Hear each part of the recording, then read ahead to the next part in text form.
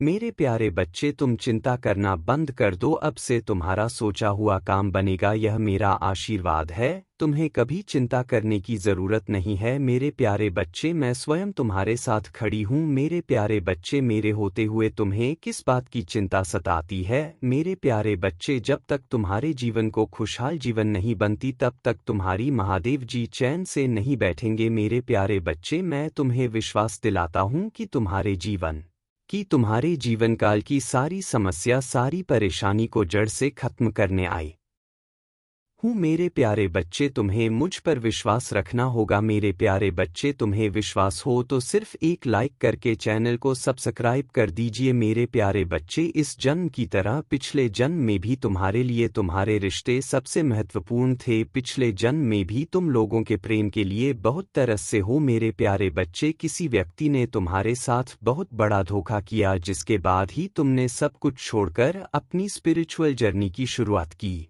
थी। उस धोखे ने तुम्हें दुनिया से बहुत दूर कर दिया था और तब तुम्हारी स्पिरिचुअल अवेकनिंग हुई थी। तुम मुझसे जुड़े थे, तुमने मंत्र साधना की, मेडिटेशन किया और बहुत सारी सिद्धियां प्राप्त की थी। तुमने अपने पिछले जीवन में तुमने मेरे रहस्य को जाना था और उसके बाद तुमने कभी पीछे मुड़कर नहीं देखा। अपना घर परिवार सब कुछ छोड़कर बस मुझे पाना ही अपने जीवन का उद्देश्य बना लिया था तुमने, और मेरे प्रेम को पाने के बाद तुमने दुनिया से प्रेम की उम्मीद छोड़ दी थी। इतने करीब थे तुम मेरे उसी ज्ञान, उसी प्रेम के साथ साथ तुम्हारा यह जन्म हुआ है, पर तुम्हें इस जन्म में भी सबसे ज्यादा चोट तुम्हारे अपनों ने ही दी है।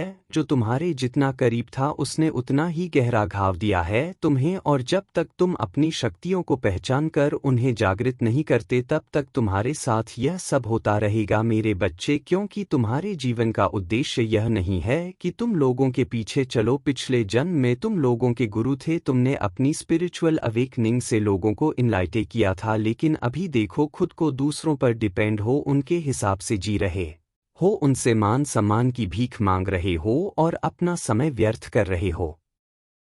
ऐसे लोगों के पीछे यह मोह छोड़ दो मेरे प्यारे बच्चे, और तुम्हारी साधना जो पिछले जन्म में अधूरी रह गई थी उस पर काम करो। तुम्हें हमेशा मेरी ऊर्जा में महसूस होती है, बचपन से दूसरों का सोचते हो तुम, भजन में मंत्रों में तुम्हें सुकून मिलता है। यह सब साइंस है मेरे की अपनी आध्यात्मिक शक्तियों को जागृत करो। तुमने पिछले जन्म में ही बहुत साधना की है, इसलिए तुम पहले से ही मुझसे जुड़े हुए हो। तुम्हें बस उन शक्तियों को जागृत करना है, उन शक्तियों को फिर से जगाना है, अपने अंदर खुद को पहचानना है। तुम्हें तुम्हारी खुशियों का दरवाज़ा अध्यात्म से ही खुलेगा मेरे प्यारे बच्चे, और यही तुम्हारे जीवन का सत्य है। अपनी पिछले जन्म की साधना को व्यर्थ मत जाने दो। तुम यूनिवर्स की शक्तियों से जुड़े थे और दूसरों को अध्यात्म का रास्ता दिखाते थे। तुम तब भी अलग थे और इस जीवन में भी तुम सबसे अलग हो। यही कारण है कि तुम्हारे विचार सबसे नहीं मिलते, जल्दी तुम्हारी किसी से दोस्ती नहीं होती है।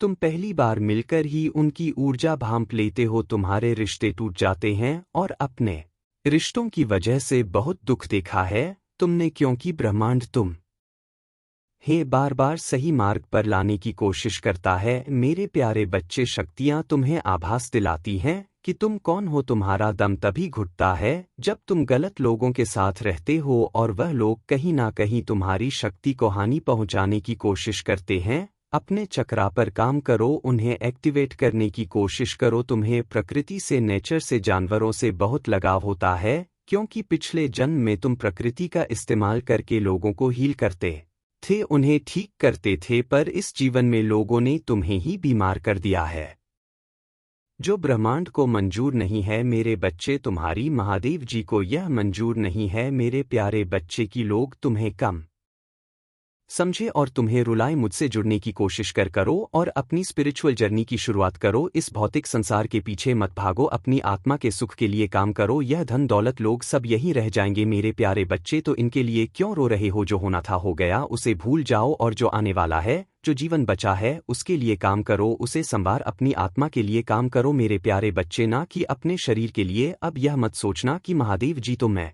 सब कुछ छोड़ दूं। सांसारिक जीवन में रहकर भी तुम ईश्वर को पा सकते हो और माँ के लिए काम करना मतलब वह काम करो जिसमें तुम्हें सुकून मिले, तुम्हारी कला हो, तुम्हारी दिलचस्पी हो, जिससे तुम अपने जीवन का उद्देश्य पूरा कर सको और उस शांति के जरिए ईश्वर को पा सको, अपनी महादेव जी के और करीब आ सको। इस जन्म में तुम्हारा वह टूटा हुआ दिल जोड़े तुम्हारी महादेव जी। तुम्हारी ऊर्जा बहुत हाई है मेरे प्यारे बच्चे, बहुत समझदारी हैं तुम्हारे अंदर और उन शक्तियों से तुम्हारे इस जन्म के नहीं पिछले जन्म के भी सारे सपने पूरे होंगे। बस अपनी शक्तियों पर यकीन रखो और उन्हें जागृत करने के लिए काम करो, समाज की भलाई के लिए काम करो। ऐसा कोई काम जिसमें तुम्हें खुशी मिलती हो, जिसमें तुम्हें सुकून मिलता हो, ना कि कुछ ऐसा जो दुनिया तुमसे करवाना चाहती है। किसी के लिए भी रोना छोड़ दो क्योंकि वह लोग तुम्हारे लिए कभी नहीं रोएंगे। इसलिए अपने ऊपर काम करो और अपने आप को पहचानो, अपने जीवन के उद्देश्य को पहचानो, बस उसके लिए काम करो। बाकी सबके सपने तुम्हारी महादेव जी पूरा कर देंगी। तुम अपनी खुशी को ढूंढो, बाकी सबकी खुशियों को मेरे हाथ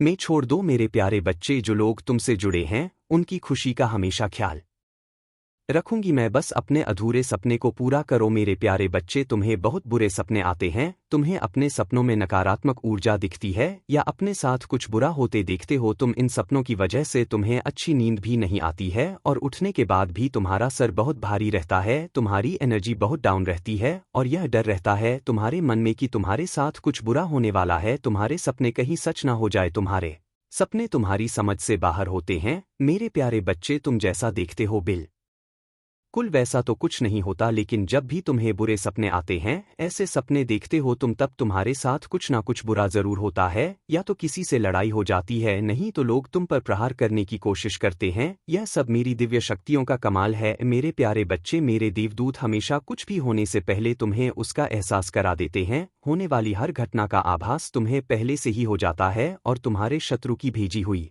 नकारात्मक ऊर्जा कभी भी तुम्हारा कुछ नहीं बिगाड़ पाती है। तुम्हारे भीतर की ये शक्तियां तुम्हारे शत्रु को हर बार हरा देती हैं। तभी मैं तुमसे बोलती हूँ मेरे बच्चे की ज्यादा से ज्यादा ध्यान लगाओ, मंत्र साधना करो, क्योंकि जितना तुम मेडिटेशन करोगे, ध्यान लगाओगे, तुम्हारे भीतर की दिव्य शक्तियां उतनी ही मजबूत होंगी और किसी भी मुसीबत में तुम उनको आवा देकर अपने पास बुला पाओगे। और यह तभी संभव है जब तुम इन शक्तियों से जुड़ना सीख जाओगे, और उनसे जुड़ने का सबसे आसान तरीका मेडिटेशन करना ही है। शुरुआत में तुम्हें ध्यान लगाने में थोड़ी मुश्किल होगी, पर धीरे धीरे तुम्हें पता भी नहीं चलेगा कब घंटे बीत जाएंगे। एक बार तुमने ध्यान की कला में महारत हासिल कर ली, फिर तुम शक्तियों से जुड़ना सीख जाओगे और तुम जो सोचोगे वह सच होने लगेगा। तुम्हारे विचलित मन को शांति मिलेगी और कोई भी नकारात्मक ऊर्जा कभी तुम पर अटैक नहीं करेगी। तुम अपने पूर्वजों से जुड़ना भी सीख सकते हो मेरे प्यारे बच्चे, लेकिन उसके लिए सही मार्गदर्शन की जरूरत पड़ेगी। तो किसी की भी बातों को सुनकर उस पर यकीन मत कर लेना। सही वक्त पर सही और सच्चा गुरु भेजूंगी मैं तुम्हारे जीवन में, इसलिए जल्दबाजी में किसी गलत व्यक्ति का हाथ मत थाम लेना, यूं कि हो सकता वह तुम्हारे शत्रु की कोई चाल हो। इसलिए जहां तुमने इतना धैर्य रखा, थोड़ा और इंतजार कर लो। और अभी तुम्हें अपने ऊपर काम करने की जरूरत है, खुद को दिव्य शक्तियों से जोड़ना सीखो। वक्त आने पर तुम्हें बड़ी सिद्धियां प्राप्त होंगी। अगर तुम अपने जीवन में पॉजिटिविटी चाहते हो तो पॉजिटिव लोगों के साथ रहना सीखो, क्योंकि तुम्हारी इसी पॉजिटिविटी को तुम्हारी दिव्य शक्तियों को ही छीनना चाहते हैं लोग तुमसे। तुम्हारे मन में पूरा विश्वास रहता है कि अगर मैं कोई काम करूंगा, कोई परीक्षा देने जा रहा हूं, उसमें मुझे सफलता जरूर मिलेगी। मेरा रिश्ता बहुत अच्छा है, मुझे अच्छे काम मिल रहे हैं, करियर में ग्रोथ है, मैं जो भी शुरू करता हूं उसमें मुझे सफलता जरूर मिलती है। लेकिन अचानक ही तुम्हारे शत्रु ऐसी चाल चलते हैं कि एक पल में अपने जीवन के हर क्षेत्र में हार मिलने लगती है। तुम्हें तुम्हारा स्वास्थ्य खराब होने लगता है, रिश्ते टूट जाते हैं, अपने छोड़कर चले जाते हैं, हर तरफ सिर्फ क्लेश नफरत। लोग ऐसे देखने लगते हैं तुम्हें जैसे ना जाने क्या पाप कर दिया हो तुमने एक ही दिन में। और यह सब कुछ कभी ना होता मेरे बच्चे, क्योंकि इन बातों का आभास तुम्हें पहले से ही होने लगता है। तुम्हारे ख्याल में अपने आप ही यह बातें आने लगती हैं, सपने देखने लगते हो तुम कि ऐसा कुछ होने वाला है, लेकिन तुम उन बातों को नजरअंदाज कर देते हो। तुम्हें भी पता है कि तुम्हारे पूर्वज तुम्हें इशारा देते हैं, दिव्य शक्तियां तुम्हें किसी ना किसी रूप में पहले ही सावधान करती हैं, लेकिन फिर भी तुम उन बातों को सही से समझ नहीं पाते हो, क्योंकि तुमने उनसे जुड़ना नहीं सीखा है, तुमने अपने मन को शांत करना नहीं सीखा है। और इस अशांत मन के साथ तो तुम इंसानों की बातें नहीं समझ पाओगे।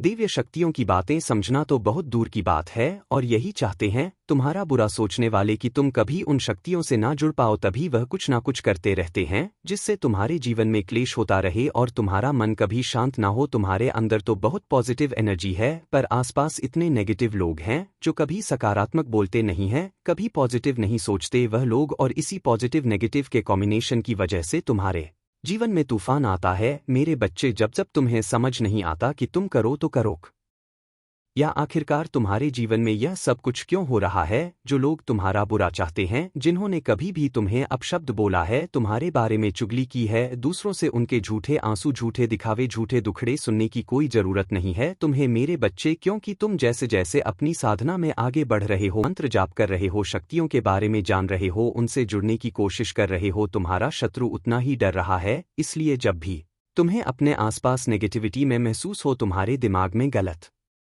विचार आए, तुम्हारा कुछ करने का मन करे जो तुम्हें नहीं करना चाहिए, तुरंत मंत्रों का उच्चारण शुरू कर दिया करो, क्योंकि तुम्हारा शत्रु या कोई नेगेटिव एनर्जी तुम्हारी साधना को तोड़ने की कोशिश करती है उस वक्त, और मेरे मंत्रों में बहुत हाई वाइब्रेशन होती है। मेरे बच्चे, जिस दिन तुम मंत्रों की शक्ति को समझ जाओगे उस दिन तुम एक पल में इन नकारात्मक ऊर्जा को पहचान जाओगे, और जब उन मंत्रों की वाइब्रेशन तुम्हारे अंदर ही बस जाएगी तो उस दिन तो तुम पूरी दुनिया पर विजय हासिल कर लोगे। इसलिए जितना हो सके उतना मंत्र जाप करो, अपने मन को शांत रखने की कोशिश करो। तुम्हारा शत्रु तुम्हें इन शक्तियों से दूर करना चाहता है। मेरे बच्चे, उस व्यक्ति को अपने किए की बहुत बड़ी सजा मिली है, बहुत रोया है, वह पिछले महीने हर दरवाजे से ठुकराया गया है, सबने उसका साथ छोड़ दिया है, वह अब मुझसे एक और मौके की भीख मांग रहा है। मेरे बच्चे, वह चाहता है कि तुम फिर से उसके जीवन में आ जाओ, उसे माफ कर दो, तुम्हें पाने की अर्जी लगाता है वह मेरे दरबार में। वह चाहता है कि बस एक बार तुम उसके दिल की बात सुन लो, बस एक बार उससे मिल लो, उसके बाद तुम्हारा जो भी फैसला होगा वह उसे मंजूर है। पर वह आज भी तुमसे डरता है, तुम्हारी आंखों में देखकर बात करने की हिम्मत नहीं है उसमें, क्योंकि उसे भी पता है कि तुम उसकी आंखों में उसके कर्म पढ़ लोगे, तुम उसका हाल जान जाओगे, और वह तुम्हें लाचारी नहीं दिखाना चाहता, वह तुम्हें यह नहीं बताना चाहता कि तुम जीत गए हो, तुम्हारा सच जीत गया है और उसका जीवन नरक से कम नहीं है। अब उसका घमंड टूट गया है। मेरे बच्चे, अब वह तुमसे नजरें मिलाने लायक नहीं रहा। ऊंची आवाज में बात करना तो दूर की बात है, उसके लिए हुए सारे फैसले गलत साबित हुए हैं, उसने खुद ही अपने पैर पर कुल्हाड़ी मारी थी तुम्हें, तो वह हमेशा बेवकूफ समझता था, तुम्हारी सलाह को हमेशा नजरअंदाज करता था, लेकिन आज उसी बेवकूफ की सलाह के लिए तरस रहा है। वह आज उसे एहसास हो रहा है कि उस बेवकूफ की सलाह ही उसके जीवन को बचा सकती है। लेकिन अब तुम किसी ऐसे व्यक्ति को सलाह नहीं देते जिसे तुम्हारी बातों की कदर ना हो, अब तुम लोगों को मनाते नहीं हो। जिन लोगों को तुमसे बात करनी है वह करें, जिन्हें नहीं करनी वह ना करें, तुम्हें अब कोई फर्क नहीं पड़ता, ना तुम्हारे पास इतना समय है। पर उस व्यक्ति को एक आदत सी हो गई थी कि वह तुम्हारा अपमान करें, तुम्हें अपशब्द बोले, लेकिन उसकी हरकतों की माफी भी तुम ही मांगते थे। अब उसे शर्म आ रही है कि वह कैसे तुमसे माफी मांग सकता है। वह चाहता है कि तुम फिर से पहले जैसे हो जाओ, जो अब नामुमकिन है मेरे बच्चे, और कहीं ना कहीं यह बात वह भी जानता है कि अब तुम उसके पीछे नहीं भागने वाले, तभी वह मेरे दर पर आकर रोता है, मुझसे भीख मांगता है कि तुम उसे माफ कर दो। मेरे सामने गिड़गिड़ा रहा वह तुम्हें पाने के लिए, तुम अपने बारे में सोच रहे हो, अपने लिए स्टैंड ले रहे हो। इसी बात का सबसे ज्यादा दुख है उसे कि जो इंसान कल तक उसके बिना एक पल नहीं रह सकता था, वह आज उसके बिना इतना खुश कैसे है। उसे पता है तुम बहुत आगे बढ़ गए हो और शायद उसे कभी माफ नहीं करोगे, इसलिए वह मुझसे विनती कर रहा है कि महादेव जी, मुझे पता है आपके लिए कुछ भी असंभव नहीं है, आप नामुमकिन लगने वाली चीजों को भी एक पल में मुमकिन कर देती हैं, आप उसका मन बदल दो महादेव जी, कोई चमत्कार कर दो महादेव जी, जिससे वह मुझे माफ कर दे। बस यही प्रार्थना करता है वह मुझसे मेरे बच्चे, और पिछले 11-15 दिनों से तो उसके लिए एक एक पल काटना मुश्किल हो रहा है। इतने उतार चढ़ाव देख लिए उसने अपने जीवन में, पिछले आज 15 दिनों में ही उसकी दुनिया उजड़ गई है, और इस तूफान में उसे तुम्हारी याद सबसे ज्यादा आई है। कहीं ना कहीं तुम्हारे आंसू ही उसकी बर्बादी का कारण बने हैं, उसकी खुशियां तुम्हारे साथ ही हैं, और तुम्हें पाने के लिए, तुम्हारा यकीन जीतने के लिए वह हर चौखट पर गया है, हर दरबार में तुम्हें पाने की मन्नत मांगी है उसने, पर मैं भी इतनी आसानी से उसकी इच्छा पूरी नहीं करने वाली हूँ मेरे बच्चे। उसे भी वही दर्द सहना होगा जो उसने तुम्हें दिया था। अपने कर्मों की वजह से वह तुम्हारी नज़र में गिर चुका है, और अपने आप को सही साबित करने के लिए उसे बहुत पापड़ बेलने हैं। अभी यह तो बस शुरुआत है, उसके लिए तो तुम सबसे बेस्ट हो, बिल्कुल परफेक्ट हो, सब कुछ बहुत आसानी से संभाल लेते हो, लेकिन अगर उसे दूसरा मौका चाहिए तो उसे तुम्हारे लिए परफेक्ट बनकर दिखाना होगा, तभी मैं उसे दूसरा मौका दूंगी। अगर आप मुझ में अपनी भक्ति रखते हो तो मेरी इस वीडियो को शेयर करके महादेव जी का संदेश चैनल को सब्सक्राइब कर लेना और साथ ही मेरा भाग्यशाली अंक 888 लिखकर मुझे अपनी की स्वीकृति प्रदान कर देना। मेरे बच्चे, अब